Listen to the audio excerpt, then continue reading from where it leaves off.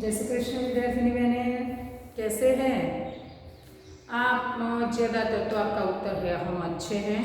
चलो बहुत अच्छा, आप अच्छे हैं तो। पर आपकी एक बात से मुझे थोड़ा सा दुख हुआ। छोटी बात है, दुख का पहाड़ नहीं टूटा। हाँ भाई, सिर्फ थोड़ा सा दुख हुआ कि आप लोगों में से ज़्यादातर लोगों को हिंदी भाषा पसंद नहीं है। हिंदी भाषा हमारी राष्ट्रभाषा है ना, तो हिंदी ऐसी भाषा है कि जो हमारे देश के कोने कोने में बोली जाती है। अगर आप हमारा गुजरात छोड़कर कहीं भी जाए तो आप किस भाषा में बातचीत करेंगे? इंग्लिश में। हम इंग्लिश में प्रयत्न करेंगे पर पूरी भाषा न समझा पाएंगे, न खुद बोल पाएंगे। पर हम हिंदी अच्छी तरीके से बोल पाएंगे और समझा भी पाएंगे।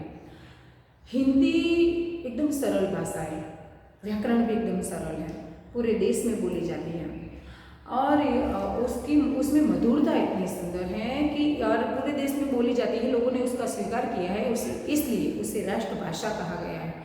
तो इस राष्ट्रभाषा का आओ हम सब मिलकर सम्मान करें, हिंदी भाषा को अपना प्रिय विषय बनाएं। जैसे हमारी गुजराती प्रिय विषय में है, वैसे ही हमारी हिंदी प्रिय विषय बनाएं। हिंदी में बोलने का प्रयास करें, हिंदी में अच्छे अक्षर से लिखने का प्रयास करें और हिंदी बोलने का प्रयास करें। हिंदी इतनी कठिन नहीं है कि आप लोग ऐसा कहें कि हिंदी नहीं, थोड़ी अच्छी नहीं लगती। ऐसा नहीं होना चाहिए। हिंदी बहुत अच्छी भाषा है, सुंदर। क्योंकि आप अगर कोई फिल्म देखती हैं, कोई सीरियल देखती हैं तो भी आप हिंदी में देखती है कि नहीं? ओके, तो हिंदी हमारी राष्ट्रभाषा है, सरल भाषा है, व्याकरण एकदम सरल है। तो हिंदी को हम प्रेम से स्वीकार करेंगे, खुशी से स्वीकार करेंगे, फरियाद नहीं करेंगे ना? ओके, फरियाद। जीवन में किसी किसी को छोटी छोटी बातों को लेकर कई फरियाद होती है कि मेरे पास ये नहीं है, मेरे पास वो नहीं है, और मानो दुखी दुखी होकर फिरते हैं। और कई लोग ऐसे हैं जिनके पास बहुत सारा कुछ नहीं है, बस छोटी छोटी बातें हैं और उन छोटी छोटी बातों से बहुत खुश हो जाते हैं। तो जिंदगी में हमें दुख और सुख कैसे मिलते हैं? कुदरत देने आते हैं या हम अपनी भावनाओं से दुख महसूस करते हैं और सुख महसूस करते हैं? हाँ, हम अपनी भावनाओं से करते हैं। चलिए देखते हैं कि हमें दुख, जो कि शारीरिक दुख, हमारे मानसिक दुख, आर्थिक फाइनेंशियली दुख जो होते हैं, कैसे होते हैं और उसका उपाय क्या है। अब देखते हैं हमारा शारीरिक दुख। शारीरिक दुख में देखिए, कभी पेट दर्द, कभी सर दर्द या हाथ पैर टूटना, आँखें कमजोर होना, ऐसे ऐसे दुख होते हैं सबके। इसके पीछे कौन जिम्मेदार है? तो हम खुद। क्यों? क्योंकि हम खाने पीने का कोई ऐसे नियम नहीं रखते। सुबह जल्दी उठना नहीं है, रात को जल्दी सोना नहीं है, मोबाइल या टीवी देखकर आँखें नहीं धोते, बाहर का ज़्यादातर खाते हैं, खाने का कोई वक्त नहीं है, जब भी जी चाहा खा लिया, समतोल आहार नहीं खाते, पौष्टिक नहीं खाते, ऐसी ऐसी बातें होती है तो बीमारियां बढ़ जाती हैं। तो हम खुद जिम्मेदार हैं। छोटी छोटी बातों का हमने ध्यान नहीं रखा, इसलिए बीमारी आ जाती है। बीमारी आती है, दवाई, अस्पताल का खर्च, आर्थिक बोझ आ जाता है, दिमाग काम नहीं करता और हम बेचैन हो जाते हैं। इन सबसे बचना है तो हमें क्या करना है? अच्छी आदतें बनाएं। अच्छी आदत कैसे? तो पहले तो सुबह जल्दी उठे, रात को जल्दी सोए, घर का बना खाना ही खाए, बाहर का कभी न खाए। हाँ, मजबूरी में कभी कभार हो सकता है पर ज़्यादातर नहीं। फिर हम सुबह 15 मिनट या 20 मिनट योग प्राणायाम करें, शरीर को व्यायाम दें। एक बार पसीना आ जाए इतना शरीर से वर्क काम करें। प्रकृति के बीच रहे, पेड़ पौधों से बातें करें, देखें, उनकी सेवा करें, पंछियों को देखें, खुले आसमान को देखें, बिंदास कुदरती जो प्रकृति है उसका दर्शन करें। उसके बाद आप पढ़ाई करते वक्त आज तो मज़ा आने वाला है, कुछ नया सीखने वाले हैं, इस ऐसे भाव को लेकर आप पढ़ें। घर का बना खाना हर समय पर खाएं, कि जैसे सुबह नाश्ता किया था, दोपहर को खा ले, शाम को फिर थोड़ा सा हल्का सा नाश्ता करें और रात को जल्दी से खाए और थोड़ा पढ़कर फिर सो जाए। इस तरह एक नित्य क्रम बनाए, अच्छी आदतें डालें। छोटी छोटी अगर खुशियाँ मिलती हैं तो बहुत खुश हो जाइए। अपने बुजुर्ग के साथ बैठिए, माँ बाप को आदर दीजिए, उनका कहा मानिए और उनकी मदद कीजिए। बच्चों के साथ खेलिए, बस इतना कीजिए। आपका जीवन बहुत अच्छा बन जाएगा, स्वर्ग जैसा अच्छा। कोई भी काम हो, घर का काम हो, मम्मी ने कहा कि चलो बाहर से लेकर आओ, मस्ती से आनंद से करिए, बोझ मान कर नहीं कि अरे यार मैं नहीं करूँगी, जा नहीं, ऐसा नहीं। ओके कर देते हैं, चलिए मैं कर देती हूँ। इस तरह काम को खुशी से करिए तो आपका जीवन खुशियों से भर जाएगा, आनंद मिलता है, शरीर मस्त रहता है, बीमारी नहीं आती। आर्थिक मानो कि आपका बोझ कम करना है तो पहले तो आप खुद तंदुरुस्त रहिए, तो आर्थिक बोझ नहीं आएगा। आप आर्थिक में मदद कर सकते हैं अपने माँ बाप की। अगर आपके पापा खेती करते हैं तो आप खेती में मदद कर सकते हैं। अगर आपकी मम्मी को घर काम में आप हेल्प करें तो भी एक प्रकार की मदद है। अगर आप बुनाई, भरत गुंथन ऐसा कुछ काम जानते हैं, सिलाई काम जानते हैं, टेडी बियर बनाना जानते हैं, कुछ ऐसा काम जानते हैं जिससे बेचकर आप काम पैसे कमा सकते हैं, तो फिर ऐसे छोटे छोटे काम दिन में 1 घंटे 2 घंटे कीजिए, जिससे आप घर में पैसे भी ला सकते हैं और इस तरह अपने परिवार को मदद कर सकते हैं और खुशियाँ बांट सकते हैं। सब संतोष से कहते हैं ना, संतोषी नर सदा सुखी। हमारे मन में संतोष रखेंगे और दूसरों को मदद करेंगे, खुशी से जीवन जिएंगे और यही हमारा जीवन होगा। प्रयत्न करेंगे, यस। राष्ट्रभाषा जो है हमारी, उसे अपना कर राष्ट्रभक्ति दिखाएंगे, यस। और इस तरह हम खुश होकर काम करेंगे। ओके, चलिए आज हमारी हिंदी, हमारी राष्ट्रभाषा बहुत अच्छी तरीके से आज बहुत ध्यान से सुनेंगे और पढ़ेंगे। हमारे यशपाल जी ने हमारे सामने एक कहानी रखी है जिसका नाम है दुख। इस दुख को तो हमें हमारी जिंदगी से दूर कर देना है। किस तरह, ये हमने यशपाल जी ने हमें यहाँ दिखाया है दिलीप और हेमा के माध्यम से। दिलीप और हेमा पति पत्नी हैं, बहुत सुखी कपल है, बहुत सुखी।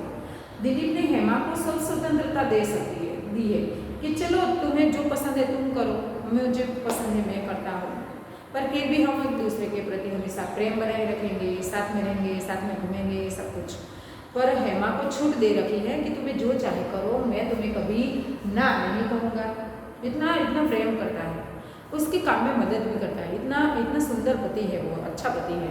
पर एक बार क्या होता है कि दिलीप जो है वो उसकी सहेली के साथ एक फिल्म देखने चला जाता है। दिलीप अपनी सहेली के साथ फिल्म देखने चला जाता है और घर पर आकर हेमा को कहता है कि आज मैंने फिल्म देखी है अपनी सहेली के साथ। तो हेमा पर दुख का पहाड़ टूट पड़ता है, रोने लगती है, चिल्लाने लगती है, झगड़ा करती है और दिलीप बहुत मनाने की कोशिश करता है कि वो मेरी दोस्त है, सिर्फ दोस्त, मैंने सिर्फ फिल्म देखी है, तुम्हें पता भी दिया, अब क्या।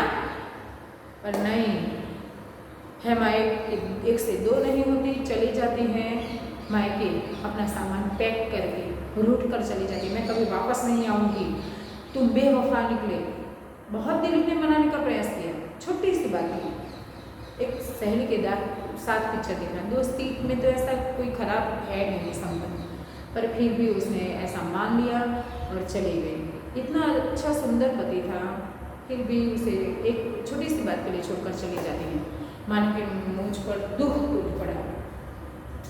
दिलीप इस बात से दुखी है कि हेमा उसकी बात को समझी नहीं और उठकर चली गई। बारिश का मौसम था, खुशनुमा जो है वातावरण था, पर फिर भी आज मूड नहीं था दिलीप को। दिलीप घर में भरा रहता है, शाम हो चुकी, उसका भाई, उसने देखा कि दिलीप तो आज बैठा है, बाइक फ्री है, भाई ने कहा कि मैं घूमने जाना है, मैं बाइक ले जाऊँ, ले गया बाइक। अब शाम हो चुकी थी और दिलीप को ऐसा लगा कि घर में तो कितना बोरिंग हो गया मैं, चलो मैं थोड़ा बाहर जाके आऊँ। बाहर निकलता है साइकिल लेकर, क्योंकि बाइक तो है नहीं। लोगों से नज़र छिपा के चलता है, क्योंकि लोगों को तो किसी के घर का झगड़ा हो तो देखकर मजा आता है। कोई अगर पूछेगा कि हेमा कहाँ गई, क्या हुआ दोनों के बीच, अगर कोई पूछेगा तो। इसलिए लोगों से नज़र बचाते बचाते साइकिल लेके निकल पड़ता है बाहर। एक गार्डन में जाकर बैठता है, पर आनंद नहीं मिलता उसे, मूड नहीं बनता उसका। अंधेरा हो जाता है, बगीचे में तो पानी भरा पड़ा है, क्या सड़कों पर पानी है, कीचड़ है, पर फिर भी वहाँ से निकल जाता है, कुछ मूड नहीं बना उसका। फिर वो निकल पड़ता है रास्ते में। जो सड़क पर दोनों पास खंभे, दोनों ओर खंभे हैं, खंभे पे बिजली जल रही है और बिजली के पास पतंग यानी वो पतंग नहीं जो हम उत्तरायण पर, मकर संक्रांति पर आकाश में उड़ाते हैं, वो पतंग नहीं, पर ऐसे पतंग जो कि चारों ओर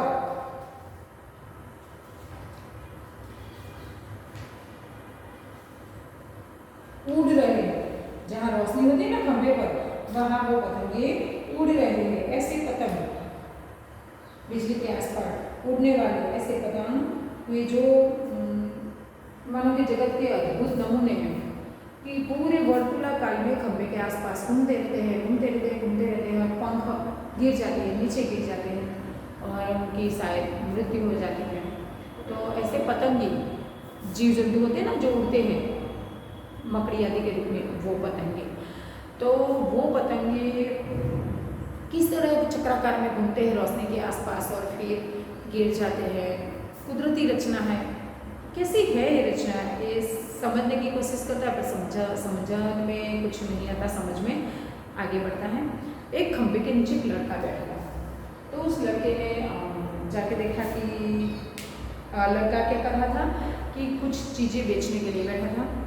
तो उसने देखा कि वो चीज़ें बेच रहा है।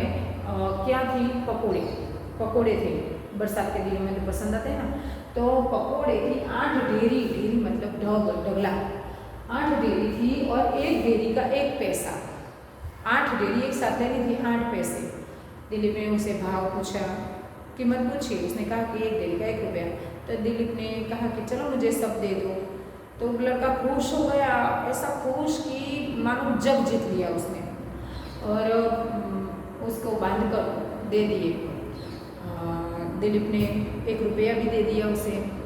कहा, पर बच्चे ने क्या कहा, थोड़ा निराश होगा कि 1 रुपये के छूटे नहीं है मेरे पास, मुझे तो 8 पैसे लेने हैं और बाकी आपको वापस देने, इतने सारे पैसे मेरे पास नहीं कि मैं आपको वापस दे सकूँ। तो बाबूजी कल दीजिएगा मुझे। पर दिलीप ने कहा कि नहीं, मेरे पास भी इतने छूटे नहीं और कल शायद मैं आऊँ ना आऊँ तो मुझे आज ही देने हैं। बच्चे ने कहा कि शायद माँ के पास घर पर हो, तो कि चलो मैं तुम्हारे घर पर आता हूँ। रास्ते में बातचीत करते करते दोनों चले जाते हैं। दोनों जब बातचीत करते करते जाते हैं तो कहा कि तुम्हारी माँ क्या करती है। तो कहा कि माँ पहले काम करती थी एक घर में, झाड़ू पोछा आदि, पर फिर वहाँ एक जगतू की माँ है वो चली गई काम करने के लिए। कि क्यों वो गई, क्योंकि जगतू की माँ पहले तो स्कूल में बच्चों को ले जाने और घर लाने का काम करती थी, पर अब स्कूल वालों ने एक मोटर बसा ली, इसलिए उनका काम छूट गया स्कूल से।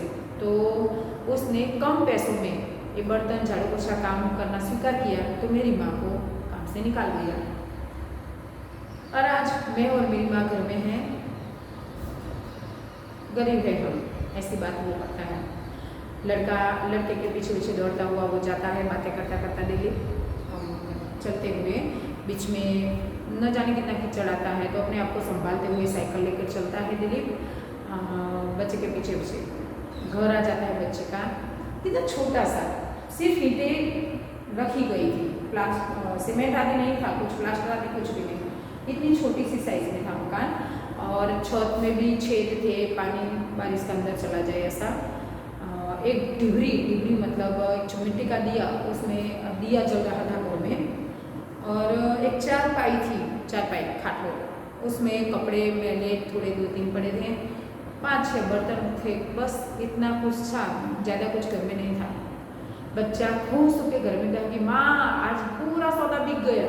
माँ भी खुश हो गई, अच्छा बेटा माँ तो हम सूखी रोटी नहीं खाएंगे, रोटी के साथ दाल भी खाएंगे।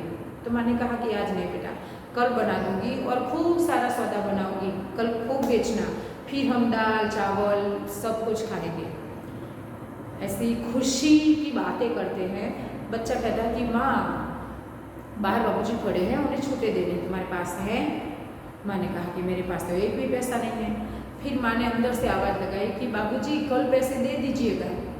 और दिलीप कहता है कि नहीं मेरे पास छूटे नहीं हैं, ऐसा कीजिए आप रखिए, मैं कभी आके ले जाऊँगा, आप रख लीजिए। ऐसा कह के वो निकल जाता है। यहाँ तो इसने कहा कि नहीं नहीं मुझे मुफ्त के पैसे नहीं चाहिए, पापा कल आइएगा, ऐसा कहने जाती है, वो दिलीप निकल जाता है। दिलीप सोचता है कि एक ऐसा परिवार है जो छोटी बात 8 पैसे कमा कर भी इतनी खुशियाँ मना रहा हो, जाने माने कि आज दिवाली हो, आज जग जीत लिया हो उसने।